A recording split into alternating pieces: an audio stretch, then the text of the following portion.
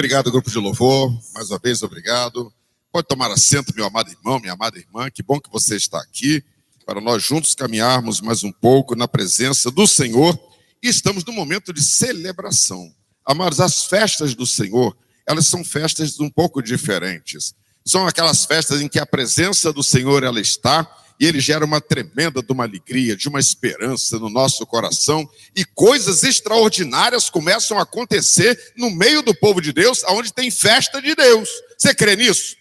Que nós estamos em festa e Deus está pronto para realizar um milagre na sua vida nesta noite? Eu creio nisso, amado. É por isso que eu estou aqui, nesta plena segurança, para fazer estas afirmações. Glória a Deus. Nós estamos nesse momento chamado novo normal. O novo normal implica em algumas mudanças, inclusive também o tempo de duração do nosso culto, ele está um pouco menor, tendo em vista também, as condições que nós temos de coletividade e as orientações também de autoridade de saúde, de modo então, mas que Deus é o mesmo, que está num culto de 3 horas, é que está no culto de 1 hora, de 1h15, ou então no encontro de 20 minutos. Você crê nisso? Amados, eu creio que Deus é poderoso para fazer a sua obra extraordinária, independente do marido da irmã Andréia. Dê uma salva de palmas para esse meu amado irmão aqui. Ele passou por uma experiência de saúde difícil, mas está aqui para a glória de Deus, com saúde para nós caminharmos. Deus abençoe meu irmão e toda a sua casa também. Glórias sejam dadas a Deus. Amados, nós vamos trazer uma ministração num texto que está na palavra de Deus, no livro de Reis, no capítulo 19, versículos 8 até o versículo 14. O livro de Reis é um livro importante porque ele mostra algumas realidades da vivência humana diante das crises. Irmãos, sabem que a crise ela é algo que mexe com muitas pessoas. Eu vou dizer aqui sem medo de errar. Todos que estamos aqui dentro, estamos dentro de uma crise. Em menor ou maior intensidade. Se você, pastor, eu não estou em crise. Você está tranquilo por causa do coronavírus? Não está, então você está em crise. Então, estou só mostrando aqui um exemplo, O país, todas as crises do país, elas afetam a gente. A crise na justiça, a crise na economia, a crise na imprensa, a crise da verdade. Todas as crises que se levantam, elas afetam as nossas vidas de alguma maneira. E diante da crise, cada um de nós toma um posicionamento também de acordo com o nosso sistema de crenças ou de suporte para vivermos uma crise.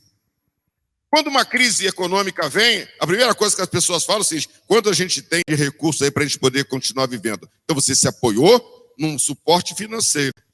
E se vem uma crise de saúde, você tem um plano, você começa a pensar, tem um plano de saúde? Tem, não tem? Como é que é? Ou seja, você se apoia numa estrutura que dá você apoio na área de saúde. E assim, qualquer crise, quando ela vem, a gente busca um ponto de apoio.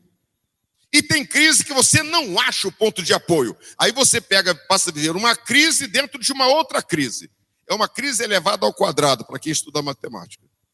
E, amados, e crise elevada ao quadrado, elas acabam com a gente. Interessante que a palavra de Deus, o texto que nós vamos meditar hoje, trata-se também de um momento como este. Eu quero ler com você esse texto que está aqui em 1 Reis, capítulo 19, do versículo 8 até o versículo 14. Diz assim o texto: levantou-se, pois, e comeu e bebeu, e com a força daquela comida caminhou 40 dias e 40 noites até o Horebe, o monte de Deus. Esse texto está falando do profeta Elias. E ali entrou numa caverna e passou ali a noite. Diz aqui, Elias. E ele disse: tenho sido muito zeloso pelo Senhor, Deus dos exércitos, porque os filhos de Israel deixaram o teu concerto, derrubaram os teus altares e mataram os teus profetas à espada. E eu fiquei só e buscam a minha vida para tirarem. E ele lhe disse: sai para fora e ponte neste monte perante a face do Senhor. E eis que passava o Senhor, como também um grande e forte vento, que fendia os montes e quebrava as penhas diante da face do Senhor. Porém, o Senhor não estava no vento. E depois do vento, um terremoto. Também o Senhor não estava no terremoto. E depois do terremoto, um fogo. Porém, também o Senhor não estava no fogo. E depois do fogo, uma voz mansa e delicada. E sucedeu que, ouvindo a Elias, envolveu o seu rosto na sua capa e saiu para fora, e pôs-se à entrada da caverna, e eis que veio a ele uma voz que dizia: que fazes aqui, Elias? E ele disse: eu tenho sido em extremo zeloso pelo Senhor, Deus dos exércitos, porque os filhos de Israel deixaram o teu concerto, derribaram os teus altares e mataram os teus profetas à espada, e eu fiquei só e buscam a minha vida para me atirarem. O 15, um pedacinho apenas. E o Senhor lhe disse: vai e volta-te pelo caminho para o deserto de Damasco. Até aqui. Esse texto aqui está dentro de um contexto bastante complexo, que a nação de Israel, num certo momento, eles pediram um rei. E Deus, contrariadamente, resolveu atender à oração daquele povo. E deu um rei para eles que governou durante 40 anos. E esse rei chamava-se Saul, depois veio o rei Davi, também mais 40 e poucos anos ali ele reinou. Salomão também. O fato é que de Salomão até este rei, deste tempo aqui, que era o rei Acabe, passaram-se apenas 54 anos. Não foi muito tempo. E é interessante que nós vamos olhar aqui, a nação de Israel, que era a parte norte de Israel, a parte sul de Judá, ela estava vivendo uma profunda crise política. Uma crise que veio desde a época do filho de Salomão, e Jeroboão assumiu o governo, e ali instalou-se uma crise que vem rolando por 54 anos. Crise política. A crise política que se sucedia ali, ela se antecipava, ela era alimentada por uma crise espiritual, uma crise de fé. E nós vamos observar isso ao longo de todos os reis que passaram, as dinastias que passaram, até chegar à dinastia de Onri, que era a dinastia em qual nasceu Acabe. E ele foi o 7º rei, né, depois que Salomão passou o reinado. O 7º rei. É interessante isso, amado. A gente vai observar que a crise ela se acentua quando Acabe toma algumas decisões. A nação de Israel ela estava dentro de uma crise política, dentro de uma crise social, uma crise econômica, e ela estava dentro de uma crise também de fé. E é interessante que Acabe, quando assume o comando daquela nação, quando o pai dele morre, e ele começa a levantar algumas questões, ele começa a tomar algumas decisões muito complicadas. E essas decisões dele nós vamos encontrar aqui no capítulo 16, do versículo 29 até o 32. Ele casa-se com uma princesa de Sidom, que era a Fenícia antiga. Essa princesa também ela era uma sacerdotisa de Baal e de Azera. E ele casa com esta mulher. Essa mulher tinha uma personalidade muito forte. Ela era uma sacerdotisa convicta dos valores de crença da sua nação, que era em Baal e Azera. E ela, quando se casa, ela vem morar em Samaria e ela percebe que a nação estava em crise. Crise para uns é dificuldade, mas crises para outros são oportunidades. E para Jezabel, esta princesa, a crise de Israel era uma oportunidade dela contribuir para a desconstrução da fé judaica, da fé do povo de Israel no Deus vivo, no Deus verdadeiro, e ela implantar uma nova mentalidade de fé naquela nação. E ela percebeu que aquela crise facilitava tudo para ela. As coisas estavam muito enfraquecidas, porque havia dúvida na cabeça das pessoas sobre uma coisa, sobre outra coisa, sobre a política, sobre o reino, sobre a economia, sobre a cultura, sobre tudo havia dúvidas. E essas dúvidas todas, somadas às tragédias políticas, as maneiras como os reis assumiram o poder político naquela nação, gerou um clima onde que ninguém entendia direito para onde era o certo, para onde era errado, qual a fé que era verdadeira, qual que não era, e Jezabel percebeu isto. Ela disse: este é o ambiente ideal para eu implantar uma nova fé aqui em Israel. E ela traz exatamente aquilo que ela acreditava, porque ela também era uma sacerdotisa. E ela manda importar da nação dela 450 profetas de Baal e 400 profetas de Azera, e diz: eu vou assalariar vocês, vocês serão assalariados do reino, mas vocês farão um trabalho em toda esta nação. E ela disse: mais ainda, a fé da nação israelense, da nação de Israel, está enfraquecida. Então vamos aproveitar também esta onda e vamos começar a eliminar as vozes que falam aqui em nome do Deus daqui. E ela começa então a perseguir e a matar os profetas do Senhor.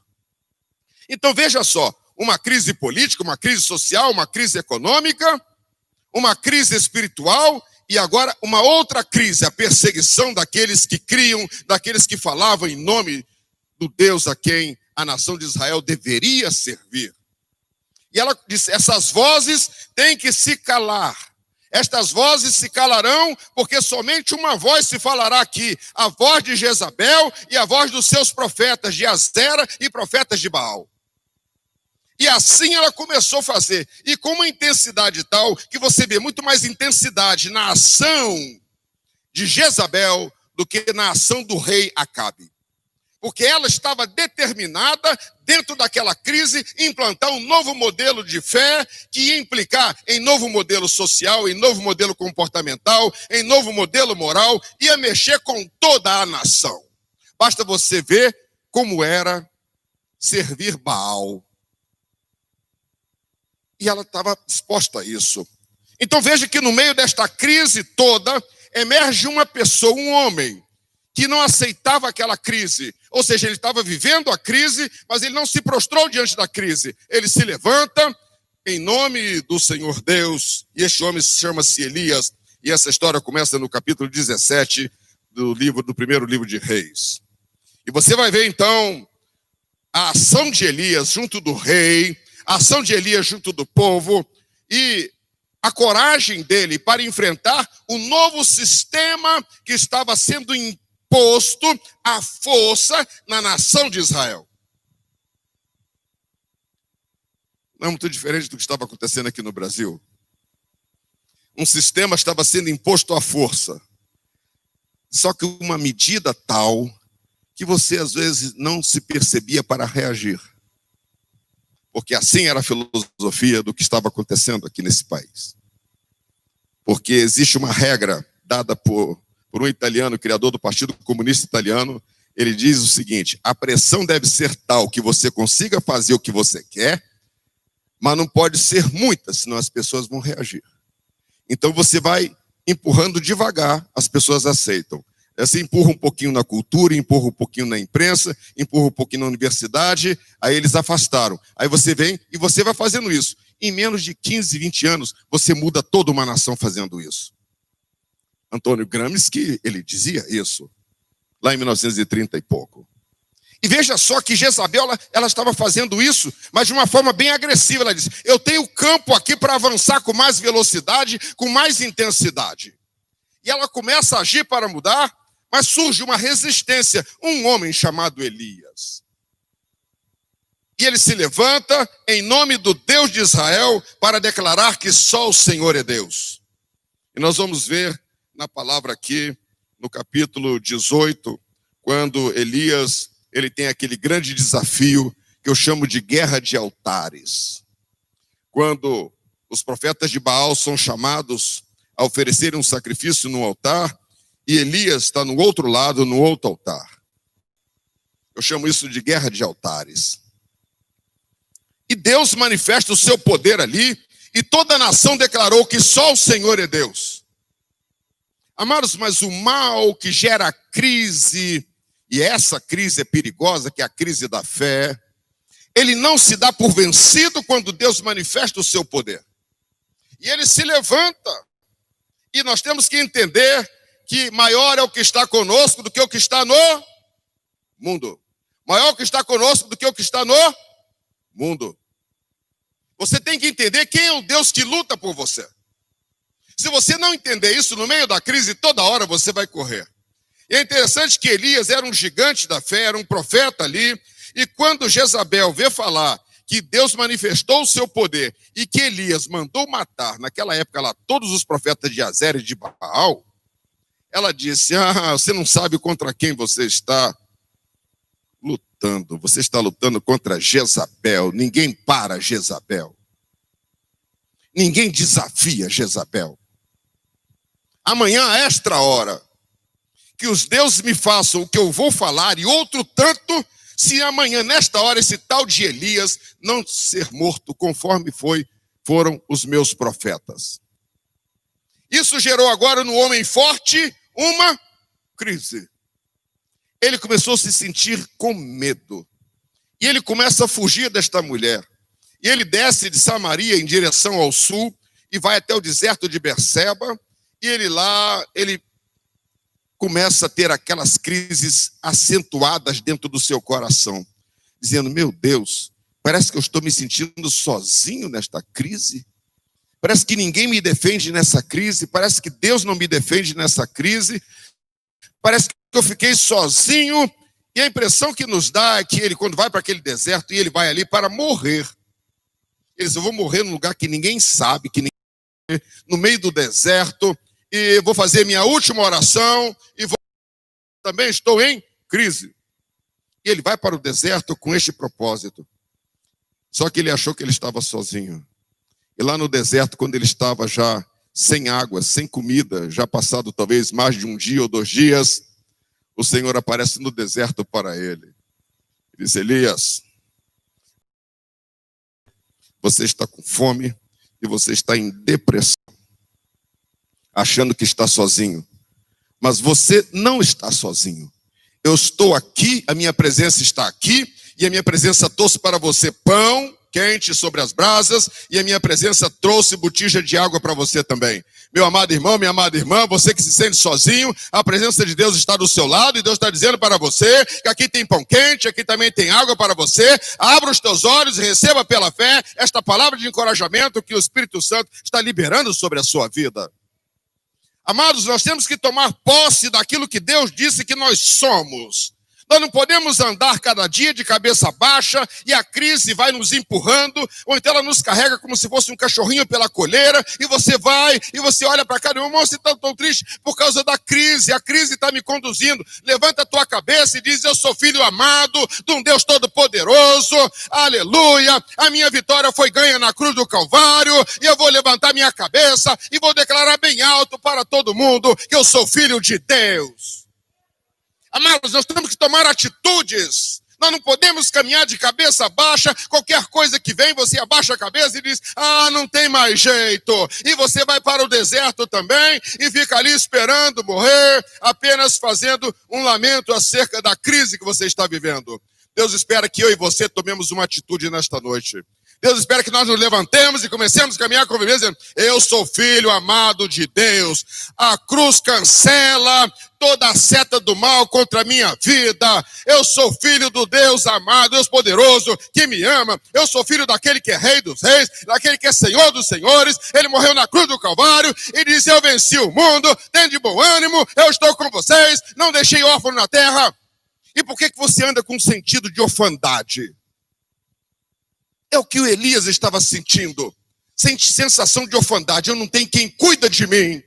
Às vezes você está dentro de uma igreja, está liderando uma família, e você está pensando, parece que ninguém cuida de mim. E você descarrega consigo um sentimento de orfandade. Quero dizer para você hoje que você não é órfão.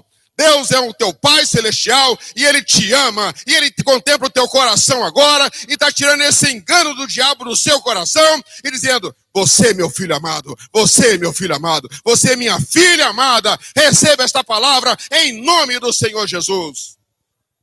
Não ande com cara de terror, mas levante a sua cabeça, porque toda vez que você abaixa a sua cabeça, você está levantando uma placa bem grande dizendo, eu sou derrotado. Aonde você passa, a sua placa está levantada, eu sou derrotado, olha aqui a minha derrota.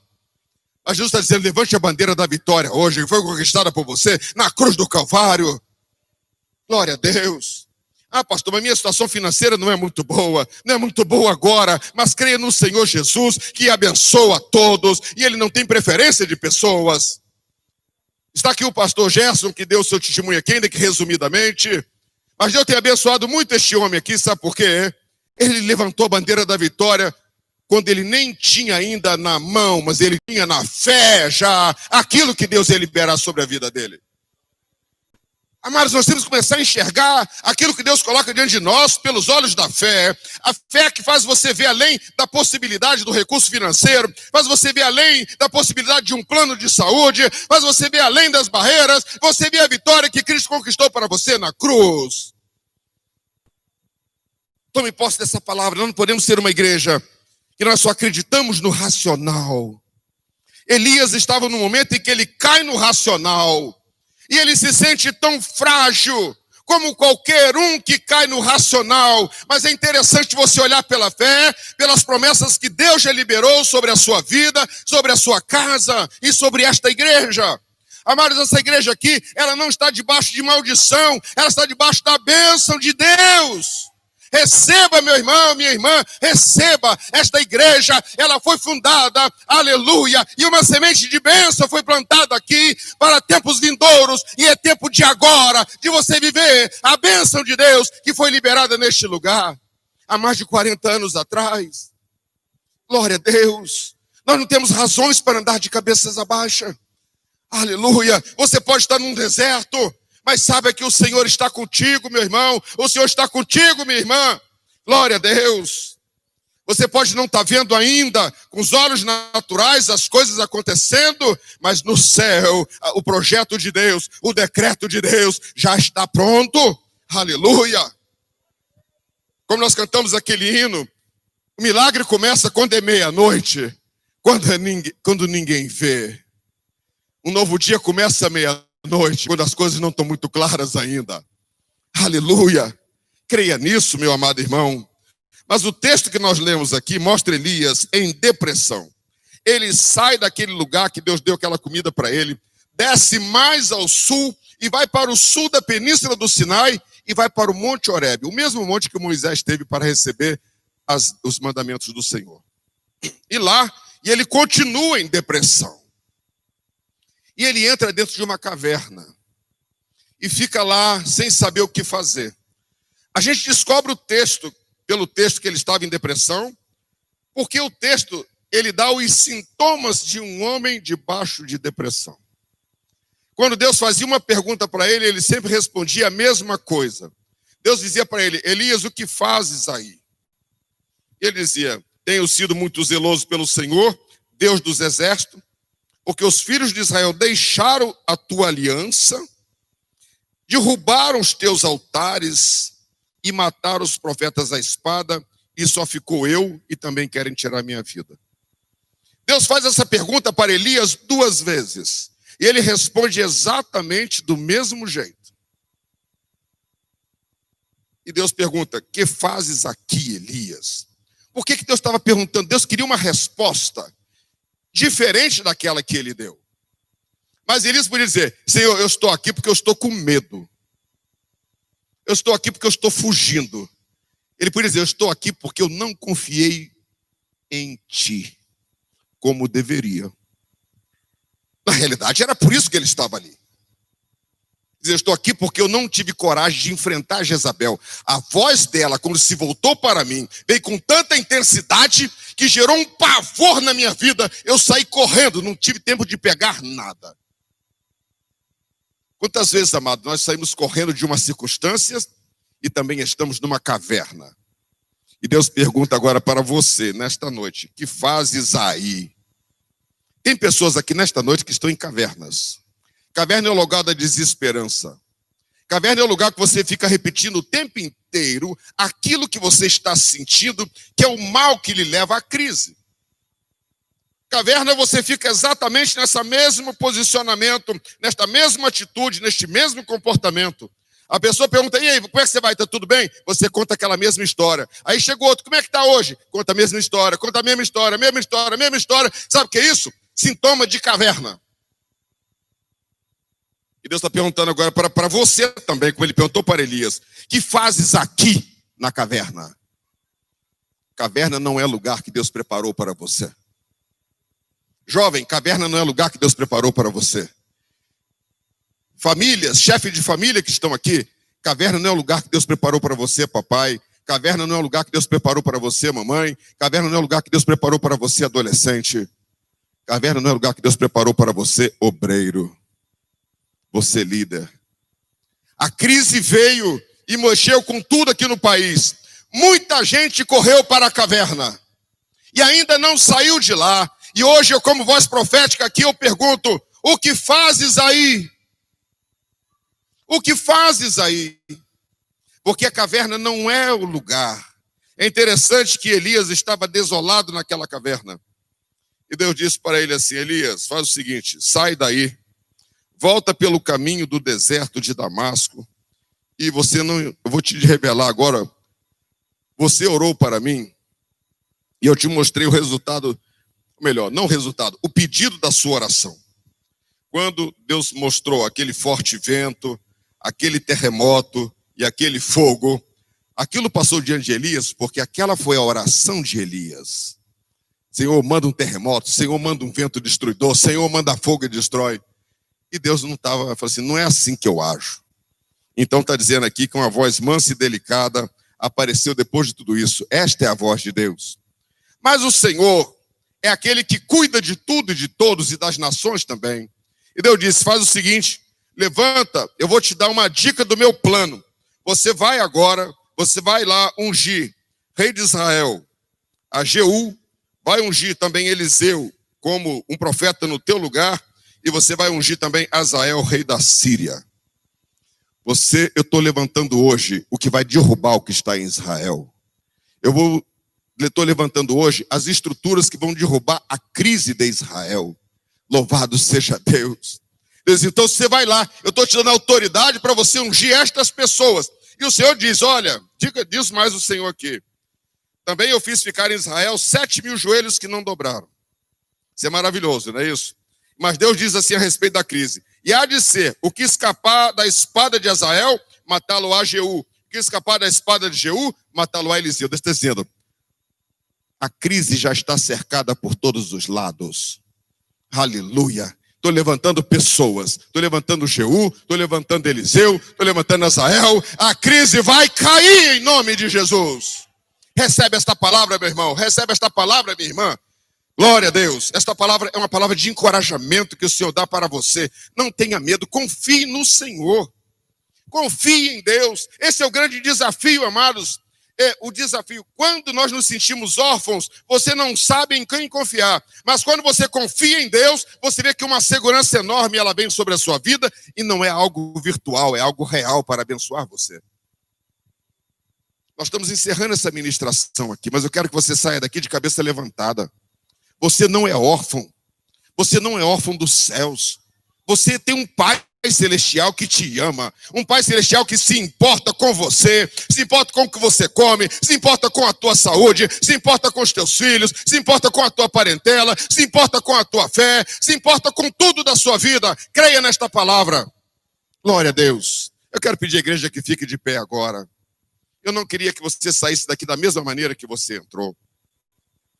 Eu não sei como você está passando, hoje nós não podemos aglomerar pessoas aqui na frente, mas se você está passando por uma crise e precisa de força de Deus para vencer, só dê um sinal assim dizendo, pastor, eu preciso.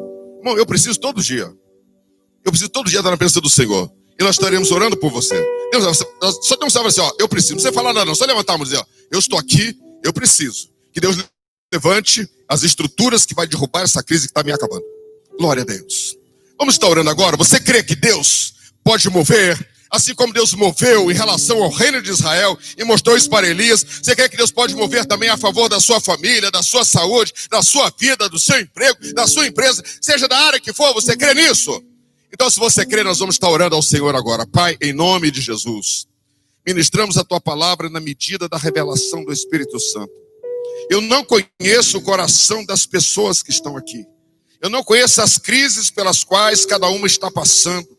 Eu não sei quanto cada um aqui está sendo afetado, Senhor, mas eu sei que muitas pessoas estão afetadas, estão desanimadas, e há muitos aqui, Senhor, que estão na caverna. Pai, a tua palavra, ela também entra nas cavernas para tirar aqueles que estão desolados ali. Eu te peço nesta noite, meu Pai Celestial, que todo espírito de orfandade seja repreendido na autoridade do nome do Senhor Jesus. E que cada membro desta igreja, cada um que entrou aqui nesta noite, sinta-se abraçado, envolvidos pelo teu amor e pela tua graça, Senhor. Ó Deus amado, que o conforto do céu, que as consolações do céu e que as mãos do céu se movam a favor de cada um dos meus irmãos, a favor de cada uma das minhas irmãs, a favor de cada família, Senhor. Ó Deus amado, ajuda-nos a nos levantar das crises que estamos atravessando.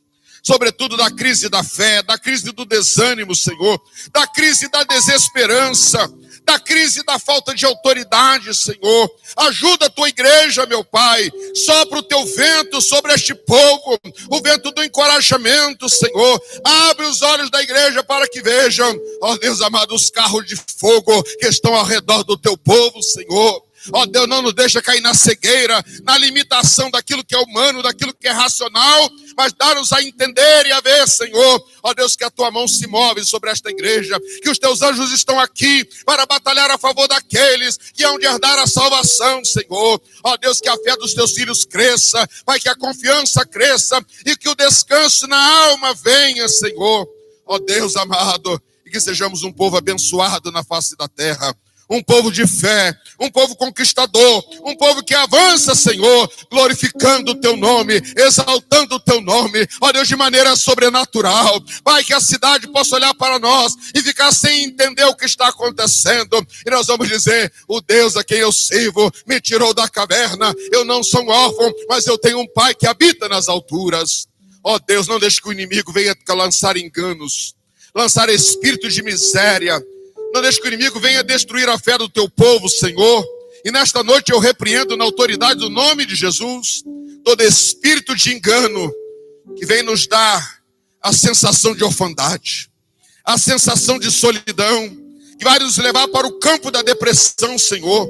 Mas eu repreendo na autoridade do teu nome, Senhor, todo mal, toda artimanha do inimigo, toda seta de engano, toda seta de miséria, Senhor, que tem subjugado o teu povo, lançado nas cavernas, Pai, e colocado nos lábios uma mensagem negativa de destruição, de impotência, de incapacidade. Mas nesta noite eu ministro da autoridade do nome de Jesus, autoridade. Eu ministro, Senhor, autoridade. Eu ministro encorajamento aos teus filhos, Senhor, que cada um possa se levantar daqui e caminhar com a cabeça levantada, sabendo que há um Pai celestial no céu que vela pelas nossas vidas. Recebe, Pai, a nossa oração, recebe a nossa súplica e nos abençoa em nome do Senhor Jesus.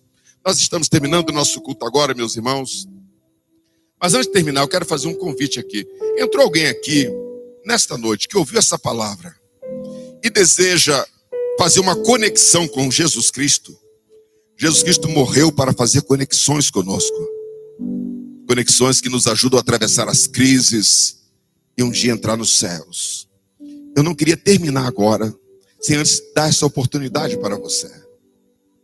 Eu não gosto de ficar insistindo, porque isso é uma decisão pessoal. E o Espírito Santo, quando move o nosso coração, não precisa de ninguém ficar falando no nosso ouvido. Você move e você vai. Mas eu quero deixar esta noite aqui aberta essa oportunidade. Seja agora durante o culto, ou depois do culto, ou em algum outro momento.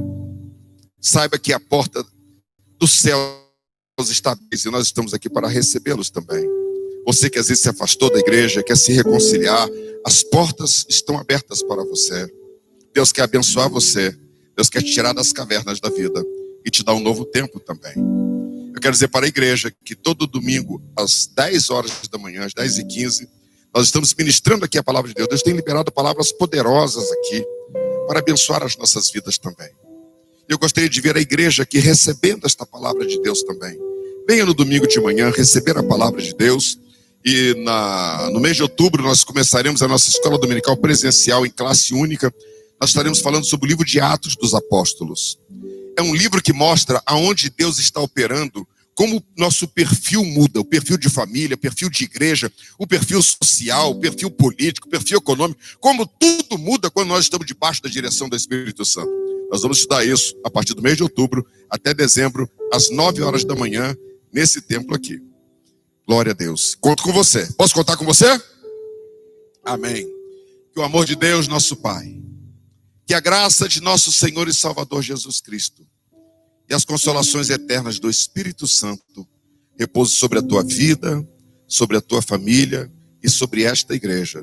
Todos que recebem esta palavra, diz: a vitória é nossa, operando Deus, Amém. Deus abençoe a todos. Dê a paz do Senhor, pelo menos para uns 8 irmãos aí de longe.